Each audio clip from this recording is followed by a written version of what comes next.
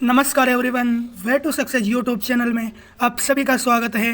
और आज पॉलिटी की क्लास में हम कुछ महत्वपूर्ण प्रश्नों का अध्ययन करने वाले हैं जो आपकी स्क्रीन पर प्रस्तुत है। देखिए, प्रथम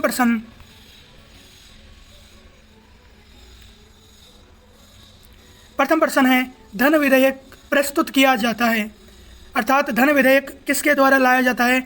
option number A Lok Sabha, option number B Rajya Sabha, option number C A व बी दोनों, option number D Vidhan Parishad. आप अपना आंसर दीजिए कमेंट बॉक्स में। क्या आंसर की मुझे प्रतीक्षा है, जल्दी से जल्दी कमेंट बॉक्स में अपना आंसर दें। तो देखिए, इसका ऑप्शन नंबर ए ठीक होगा, क्योंकि धन विधेयक संसद के लोकसभा में लाया जाता है और फिर इसको राज्यसभा में प्रस्तुत किया जाता है। और सर्वप्रथम इसको लोकसभा में लाया जाएगा। अनुच्छेद 109 के अनुसार हमेशा धन विधेयक लोकसभा में लाया जाता है और फिर इसको राज्यसभा के पास भेजा जाता है। तो हमारा ऑप्शन नंबर ए सही होगा। दूसरा प्रश्न देखिए, जो काफ़ी महत्वपूर्ण है।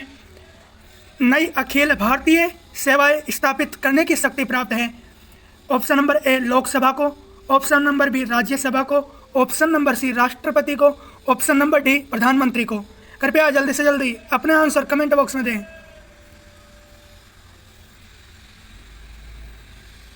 तो देखिए, नई अखिल भारतीय सेवा स्थापित करने की शक्ति किसको प्राप्त है। ऑप्शन क्या हो जाएगा सही, बी राज्यसभा को।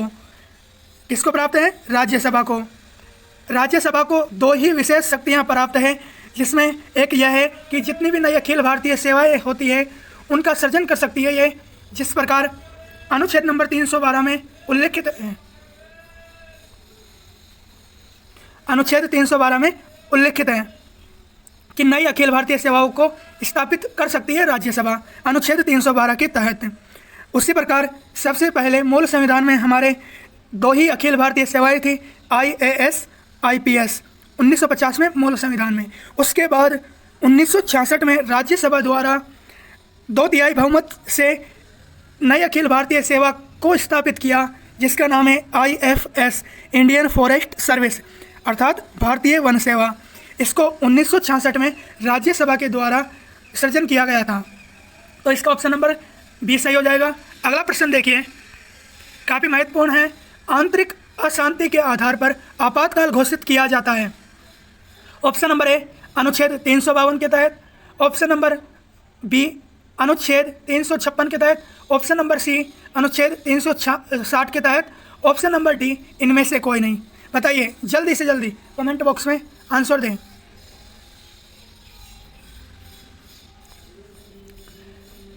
यह क्वेश्चन काफ़ी कंफ्यूजन करने वाला है, तो इसका आंसर क्या हो जाएगा, ठीक डी।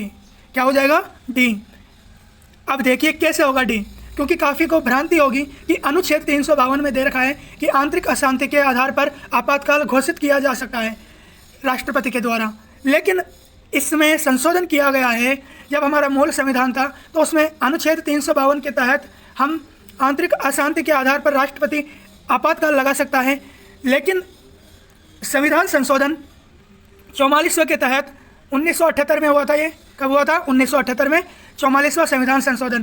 तो अनुच्छेद 352 में क्या परिवर्तन किया गया कि आंतरिक अशांति के आधार पर आपातकाल नहीं लगाया जा सकता, केवल और केवल बाह्य आक्रमण और युद्ध पर ही आपातकाल लगाया जा सकता है। तो ऑप्शन नंबर क्या हो जाएगा, इनमें से कोई नहीं। अगला प्रश्न देखिए, राज्यों के राज्यपाल की नियुक्ति करता है। ऑप्शन नंबर ए प्रधानमंत्री, ऑप्शन नंबर बी राष्ट्रपति, ऑप्शन नंबर सी मुख्यमंत्री, ऑप्शन नंबर डी उच्च न्यायालय का न्यायाधीश। तो कौन सा होगा इसका आंसर।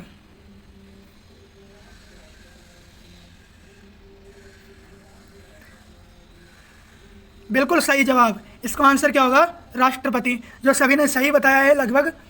अगला प्रश्न देखिए, इसका आर्टिकल देख लीजिए। राज्यों के राज्यपाल की नियुक्ति किस आर्टिकल के तहत की जाती है, 155 अनुच्छेद 155 के तहत।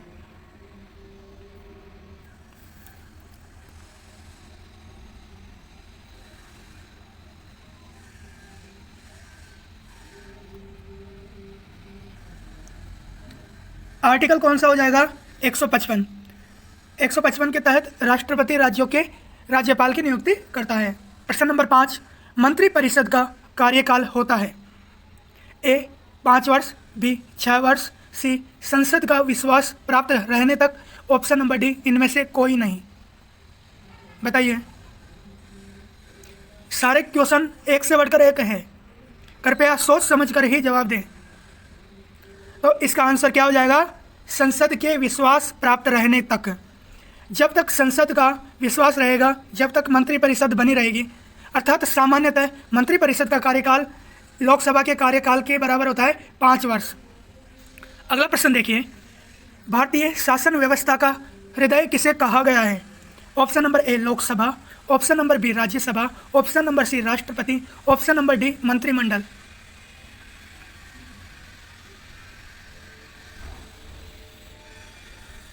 इसका आंसर हो जाएगा मंत्रिमंडल, क्योंकि हमारे संविधान में राष्ट्रपति को की शक्तियों को गौण माना है, उनका सारा कार्य मंत्रिमंडल के द्वारा किया जाता है। अगला प्रश्न देखिए, 7वां, विधान परिषद को समाप्त करने व सृजन करने का अधिकार है। काफ़ी महत्वपूर्ण क्वेश्चन है। विधान परिषद को समाप्त करने व सृजन करने का अधिकार है राष्ट्रपति को, लोकसभा को, राज्यसभा को या संबंधित राज्य की विधानसभा को। तो इसका आंसर क्या हो जाएगा? संबंधित राज्य की विधानसभा को। जिस राज्य में विधान परिषद है, उस राज्य की विधानसभा के द्वारा 2/3 बहुमत से प्रस्ताव पारित किया जाएगा। अगला प्रश्न देखिए, राज्यपाल सदस्य होता है।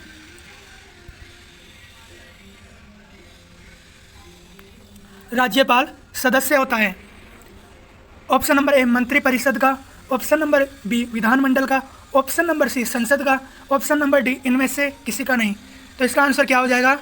ऑप्शन नंबर डी, इनमें से किसी का नहीं। अगर इनमें से किसी का सदस्य हैं तो राज्यपाल की नियुक्ति के दिन उसी तिथि को उन मंत्रिपरिषद या विधानमंडल के जिसका भी सदस्य है उनको त्यागपत्र देना होगा, उस पद से त्यागपत्र देना होगा। अगला प्रश्न है प्रश्न नंबर 9, राष्ट्रपति के द्वारा संयुक्त बैठक बुलाने का प्रावधान है। अनुच्छेद नंबर 107, अनुच्छेद 108, अनुच्छेद 109, अनुच्छेद 110।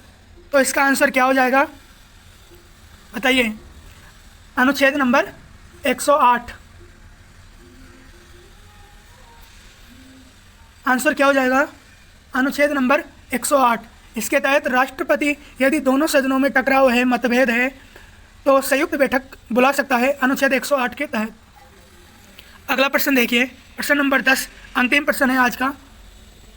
विधानमंडल के गठन में आवश्यक है विधानसभा, विधान परिषद और राज्यपाल।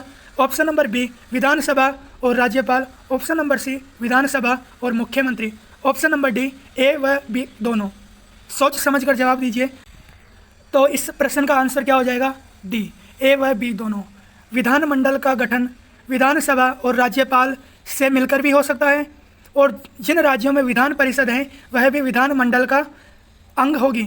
यदि किसी राज्य में विधान परिषद नहीं है तभी भी विधानमंडल हो सकता है, उनमें अनिवार्य रूप से विधानसभा और राज्यपाल की उपस्थिति होना जरूरी है। धन्यवाद आज की क्लास के लिए।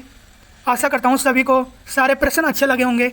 अगर किसी को किसी प्रश्न में कोई डाउट है, कोई शंका है, तो कमेंट बॉक्स में आप कमेंट करें और जल्दी उनका रिप्लाई दिया जाएगा।